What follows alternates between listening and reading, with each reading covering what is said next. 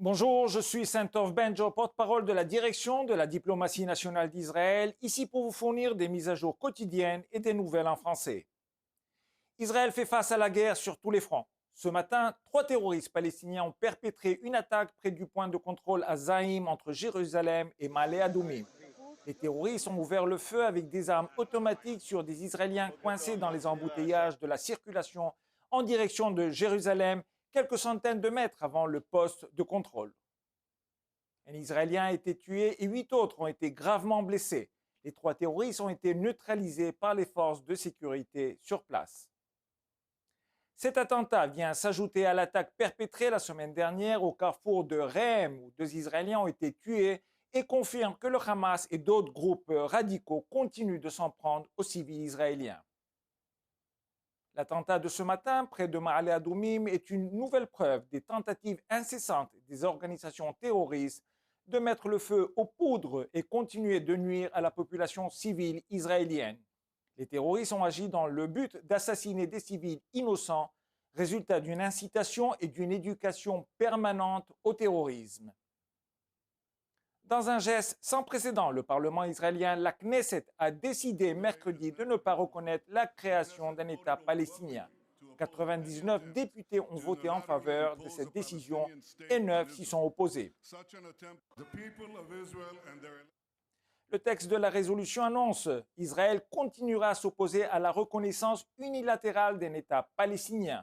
Une telle reconnaissance après le massacre du 7 octobre donnera une récompense énorme au terrorisme sans précédent et empêchera tout futur accord de paix. Dans le nord, le Hezbollah continue de viser des maisons civiles, des maisons de Kriyat Shmona et de Kfar Yuval ayant été directement touchées. La nuit dernière, les avions de combat des forces aériennes ont frappé des cibles terroristes du Hezbollah au Liban, notamment un certain nombre d'infrastructures terroristes, un poste d'observation dans la région de Khiam et un poste militaire dans la région de Zipkin. Pour la première fois depuis plus d'un mois, les Houthis du Yémen ont lancé des missiles en direction d'Israël. Le système de défense aérienne Flèche a réussi à intercepter un tir identifié dans la région de la mer Rouge et qui se dirigeait vers Israël. Bien que le projectile n'ait pas atteint l'espace aérien israélien et n'ait pas constitué une menace pour les civils, les sirènes ont tout de même retenti à Eilat. Récemment, un nombre de tunnels qui ont servi à de hauts responsables du Hamas à Khan Younes ont été dévoilés. Tzahal a révélé encore un tracé de tunnel qui servait aux hauts responsables et qui a été détruit.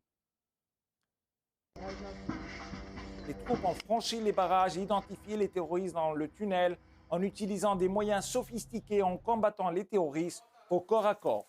Le tunnel a fait l'objet d'une enquête et d'une analyse des services de renseignement.